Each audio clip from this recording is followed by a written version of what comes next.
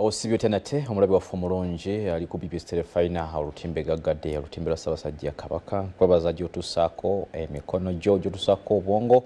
ejejiko ya ku lunaku luno olwa Monday era ku mwezi ogwa December 2025 lunaku luno lukulu nnyo byafo byabulamu bwa buli muntu wano mu ggwanga lyattu Uganda okwetolola ensi yonna lunaku lwateekebwako okulaba nga tujjukira n'okwefumiitiriza ku bulwadde buno obwa mukenenya wakati w'omwaka gwa 1975 tuuka mu 95 olwa waliko mu bitundu ebyerakayi kyotera n'ebitundu ebirala mu ggwanga kino kyenjogerako oyinza okuba okimanyi naddala abaziika ennyo ku bantu baabwe kyenjogerako mukitegeera lwonno olutabalo teruggwanga era n'omumuli gukyagendera mu maaso kubanga Ssaabasajja Kabaka yagulina kulaba nga tulwanyisa obulwadde buno obwa mukenenya weefumiitirize just eddakiika 2 oba 3 weekubiremu ekifaananyi gwe mutima gwo gamenti mwaka ogujja n'abaawo neguli bwemba n'abaawo nyina kukola ki nyina kwekuuma wemba sobodde kwekuuma onyambala enkozesa akapiira ate naawe nga embeera yakuseererako kitegeeza nti tolina kuggwamu maanyi gondera ebigambo by'abasawo oyongere okubanga eddagala olifuna era olikozese mu budde jagadde kuyitirawo olw'okuba nti olunaku olwaleero tuli mu kujjukira olunaku luno Zarafat Musoke era nga ndi mu studios n'abagenyi baffe okuvaako ku St. bali ku Debe Parish bitundu by'ebuloba bano nno tuzze okuwayamukko nabo bali mu nteekateeka ez'okulaba nga wakiri babako kaweefube w'ekijjulo gwe bateekateeka kulaba nga tufunamu ku ssente zigenda tuyambako okulaba nga tukulaakulanya ekereziya era ng'ensonga eno bagenda okuba nga tuwayawayamu nabo nnyina omukyala n'omwami era nga ku mukono gwange guno ogwakono ye mukyala Bernadette Luyima so nga ate ku buuyi buli ye mwami Muyomba omusajja wa Ngabi twagala tubeere nga tuwayamu nga batuga nti ladies first kansoke ne mukyala Luyima nsabye obuuzekko balabi ba Ssaabasajja Kabaka ku Telefina kuno n'oluvannyuma tuwayeemu abalabi ba BBS Telefina sanyuse nnyo kubeera nti ndi wano era nze Bernadette Luyima ku nsonga ya ddina eya Buloba Parish. Mukulu Muyomba onansaasira erinnya lya Luyomba libadde linzijidde se onaayibuuzako ku balabi ba Telefina. Sanyuse nnyo okutuukako wano ku Telefina yaffe ng'amannya nze Muyomba Julius n'omusajja wa Ngabi nga nva mu kisomesa ky'Ebutansimbi. Ekisomesa ekyo omwaka guno kyekitebaawa okuteekateeka ddina yaffe kijjulo kyaffe ate nga kisangibwa mu parish yaffe ey'Ebuloba St. bali ku Ddembe Buloba Catholic Parish. Yes. Mu mbeera eyo ogenda kunzikiriza ntandikireko omukyala Luyima manyi nti era ezimu ku nsonga lwaki tuli wano kulaba nga tukunga n'okutegeeza abantu okuvaako mu bitundu ebyenjawulo okutwegattako ku ddiini nosaba katonotono obeereko byotunyonyolako bikwatagana ku kijjulo kino ekitegekeddwa ddi era wa ekijjulo kino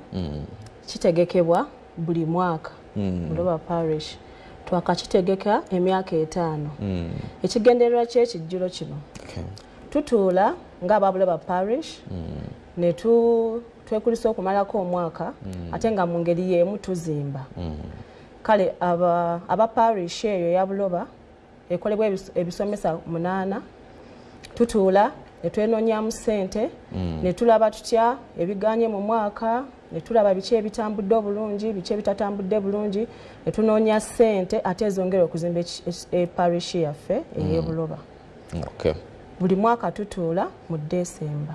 naye ng'ekigendererwa kyakutuula kunyumyamu ate nga bwe tuzimba. Omuntu omubuulira ku nteekateeka eno za background agitegedde ku luno mugenda kutuula wa era ddi?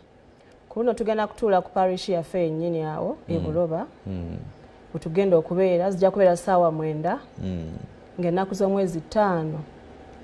omwezi guno gwe tutandise olwaleero kigeza lwakutaano tugenda kubeera lwakutaano weekend. Tugenda kubeera lwakutaano tugenda okutuula. Kangendeke w'omwami Muyomba. Mwami Muyomba tutegedde nti lunaku lugenda kuba lwakutaano olina kyoyinza okwongera okukkaatirizako ku bigambo bya mukyala Luyima ekyokubiri bya ssente bya bwereere tujja ssaawa mmeka twambadde tutya ekirala baani abo be mwetaaga ku mukolo ogwo mulimusasulako kumusosola amadiini oba amawanga mulina abantu bemwagalako ab'enjawulo era mwe baani abategese ku luno? Neyanyiza nnyo ssebo. Akati abatulaba ddiini yaffe okwongerezaako ajja kubaawo ku Lwokutaano luno essaawa 9 ez'akawungeezi batutandise enteekateeka yaffe nga tutandika n'ekitambiro ky'emmisa nga bulijjo kubanga omukolo gw'Eklezia tukowoola amadiini gonna tetwasosodde kuba tuyita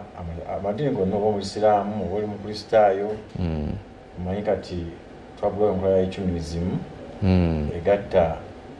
amadiini gonna kati ng'okikuleeta mu ddiini eyo ekisooka kya byonna ddiini yakusasula kubanga ekigendebwa kyaffe kwe kuzimba ebisomesa alina okuzimba paalishi yaffe ey'ebuloba alina okunyigiza obukristu atuddeko wamu ng'abakristu ng'era kaadi ezo osobola ogisanga mu bassabakristu b'ebisomesa ebisomesa byaffe byonna gye ziri kaadi zaatuuka nga kaadi esookebwako eba ya mitwalo 8 kati gye mitwalo 8 yeesookebwako kati ng'omukristu oba wagidde ddina niyo batokoze eki oba tozimbye kati twawo ne kaadi eddako ya mitwalo 15 kati ey'omunaana oba mu ordinary eya15 eyingiza omuntu omu yoba mu VIP corporate netujja ne kaadi endala awo ya mitwalo 5 ey'emitwalo 5 eyingiza abantu 2 netugenda ku yakakadde yakakadde eyingiza abantu 5 ebeera mu meeza neera mu meeza mu ordinary style kati tugenda mu kamu kitundu eba abantu 5 ovudde mu ordinary ogeze mu corporate side netugenda ku bukadde obubiri netugenda ne ku VVIP y'obukadde obusatu kati buli kaadi ebaako ekiddizibwa ku kisomesa alina epaji nesigazaako kyekoze eki kyesigazaako naye nga ebisomesa byonna gasosasula kaadi kutema waako ezisiza ku kisomesa kyo alina epaji nesigazaako era ku lunaku olwo enteekateeka bamukulu kyasazeewo nti tujja kubona edame checks kati gwe kisomesa kyo kibanga mu ddiina yonna sente zikuŋŋanyiza kisigazaako obukadde nga 7 era sente zammwe zikola ki so obwerufu bubeera awo nti ekisomesa kya wano kivuddemu obukadde bwe buti ne bwe buti ne tujjako bwe ziti kati kitegeeza kyo kicontributinze ensimbi omuwendo bwe guti ne bwe guti bwentyo bwe nkitegeddeko ssebo era bwe kiri okay kinzizaayo kewa mukyala Luyima okwongera okuba nga tukkaatirizaamuko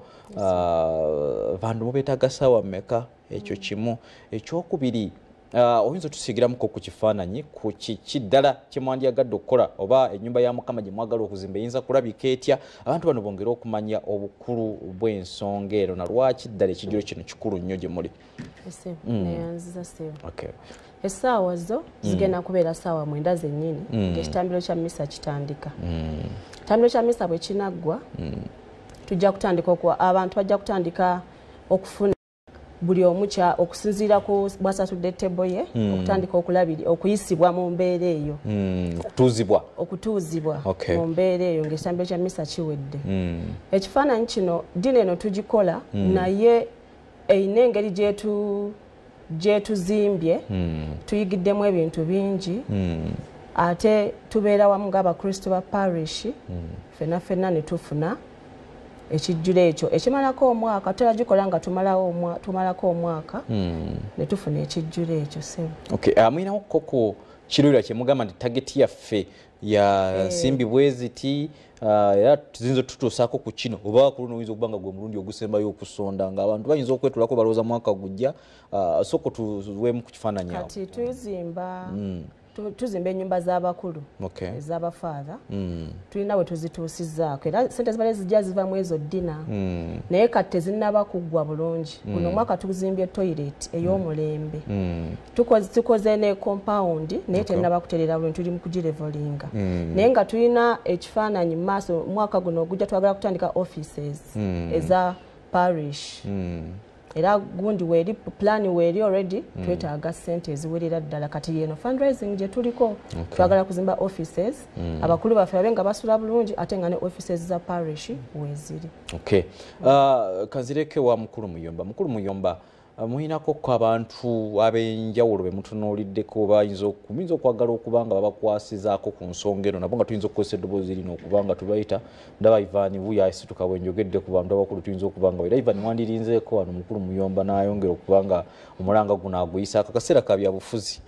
naffe gwe guno omukisa gwe tuba twega bano babiri nga bayamba n'okuzaako eri Mukama. Okusooka kwa byonna twayita abakristu bonna okubeerawo noba tuli mukristu wa buloba ng'oli mukristu noba tuli mukristu naye nga olina omutima oguwagira pashafu okubeerawo tukuyitira twabayita dda era saba mukama wange ndoza naye bwe tunaaviira wano mpitiddwa oyitiddwa ekyokubiri tubaddeko ne abatusponsoriza okana ddiini yaffe eyimirirawo mu Bottingham Centenary Bank bank eyo sponsoringa tubaddemu ne Uganda Wildlife Authority nayo ebadde y'amaanyi ab'ebisolo tunawo National Water manager National Water naye yatuyomu ku baateekako ettaffe bwa ddiini yaffe eyimirirawo tunako Liranda Property Consultants oba amataka era batuyambye nnyo ku ddiini yaffe ekola ki tambula ate tubaddeko n'amasomero ag'enjawulo amasomero ago omukyalo no lumanyi akolako ABAP Preparator School bebasooka okugula kaadi era yakakadi yo bayigula dda netubaako n'essomero lyaffe eya Treasure Kindagate litandika butandisi n'olyagwadde yakakadi kati abo netubaawo ne Papa Fountain School abo bo basalawo buli ddiina batuwagira kati okuba ndi botansimbi ffe bategeeza ate bali waffe bo baguze emmeeza abukadde 3 bambi era batukoze bulungi zatuuse kakati awo abantu ab'enjawulo natubakoowoola okubanga bakola ki tuna parishes agali wabweru era bwana mukulu waffe Father Sembogga akoze kyamanyi bala nti amobilizing okulaba nga batwegattako kati tuna ssentebe waffe waddina omulangira Nambaale Peter oyo ssentebe amobilizinze okulaba nga ddiini ekola ki eyimirirawo kubanga budget yaffe mwaka kontuno yukadde 5 yesebo kati bukadde 5 twabwawudde yawudde bisomesa nalonya sente mmeka okulanga bukadde tukola ki kankomeo kwa mchala Luyima manyi bana bakyala tubasuusuwaza nnyo bintu bino ebyokuteekateeka twabibakwasa ffe tukuzikola tuzibawa ne bazitematema bantu bangi abagala contributing ngo abandi agada contributing abonna mu ngeri yaabwe tulinawo abantu nga bandi agadde naye nga tebajja kusobola kujja mina provision yaabwe ekyokubiri tulinawo abantu nga bali mu mitala w'amayanja bali eyo oli ayinza gati kangulira omwana wange kangulira omuntu wange ali eyo banze kampeeyo buwi n'engeri y'okufunamu tiketi zino nakyo kikulu nnyo osobola okutiisizaamuko katonotono nobeera ng'otubuulira nti oyinza okuyita bwoti ku mobile money oba ennamba weeri teggwa ayagala okuba nga naawe owaayo buwi nga tuzze mulimu omanyi bano baffe nga batugamba owaayo gyowaayo kono talina kumanya nabo nabo gye bali kakati abantu twagala tubeere nga nabo tubatwalira mu mbeera bweti kati abantu bwe batyo osobola okugamba nti ngenda kugula kaadi oba mbeekaaba bw'oba oyita oli mu Uganda nogaa nti nina abantu bange bwe bati benjagala bajje kati tebe ezisinga ziriko 5 osobola okugamba nti njiguze njiweereza oba waliwo agyetaaga asobola okugikola ki okugifuna mu ngeri eyo kakati osobola n'okutuukira kyamaani waffe mwami Nambaale mulangira Nambaale Peter ezo kaadi abalaze ekisooka tusasula mu Centenary Bank akaunti yaffe eri mu Centenary Bank tuyina ne enkola endala Air Flex Pay you can also use that whatever to pay so oyuzo gituyitira mu katonotono ya Flex Pay namba ezo zizo Air Flex Pay oyina onyiga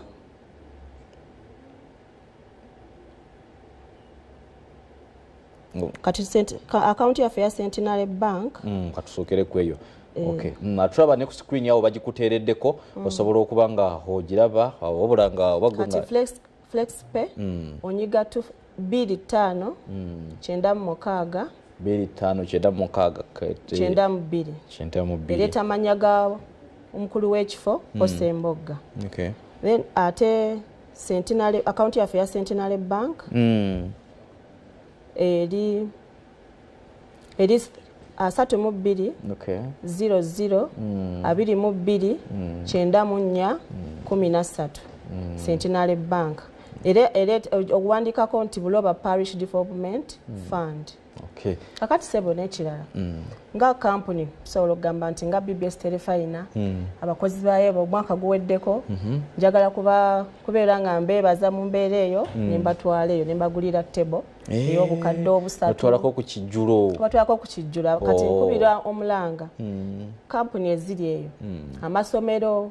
kampuni nga BBS Telefina n'otwalako abakozi bo ne banyumirwa nga tebe bazimba osobola n'okugamba mu mbeera endala nti nze okusinza Mukama byankoledde omwaka guno oba byenjagala nkulire ogujja n'okumwebaza sooka kumwebaza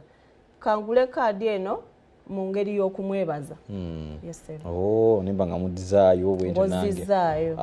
bwana Muyomba nga tuwumbawumba kaki koyinza okwongera okukkaatiriza oba kataleke kakoyinza okuba nga oyogerako ku nteekateeka eno? Nsanyusibwa nga mpumbawumba katerekeka kensooka okuyisaawo nti tiketi soba zikyaliwo ate nafuna kaadi tokereye tusigaze ennaku 3 zokka okutuuka ku kijjulo yangu eri Ssaabakristu akuwe kaadi eyo osasule mu budde bukyali kubanga ng'osasula ekikeerezi otwetera enteekateeka obutaba nnungi. N'ekyokubiri kati gwe yatwala kaadi entono ate ofunye ku ssente omwezi guguno guweddeko olwaddemu ogamba nti nali neesedde kati abaana bawumudde katwe kaadi ki nene kubanga zinatuddemu ne mukyala wange wakeeyo kaji tuba tusasutulama kutwala nanga tubizeeyo tufune mu ssebo esingako awo natujja omutima gwakola ki gwakuwaayo ate n'okuzimba ssebo. Nsaba olina ababaka olina gwotumirako mukyala woyo mwazizaayo kaadi oba abantu bonna tusiibule kubanga akadde kagenze? Ntumira okusooka ntumira abakristu bonna ab'e Buloba Parish abawagidde eddinaffe okubeerawo ate mukyala mutumira kubanga munange twafuuka muntu omu. Ate ntumira ne ttiimu gye mbadde ne ku publicity committee okulaba nga ddina ekola ki egguka bulungi ssebo. Mukyala Luyima lima liri oba lya mwami? Kakati nange kyemali era naye omusiibuleko kuwulya okwali ku Telefina sagala kulyaza amaanyi. Neyanziza njagala okutumira ku mwami wange Mwami Luyima,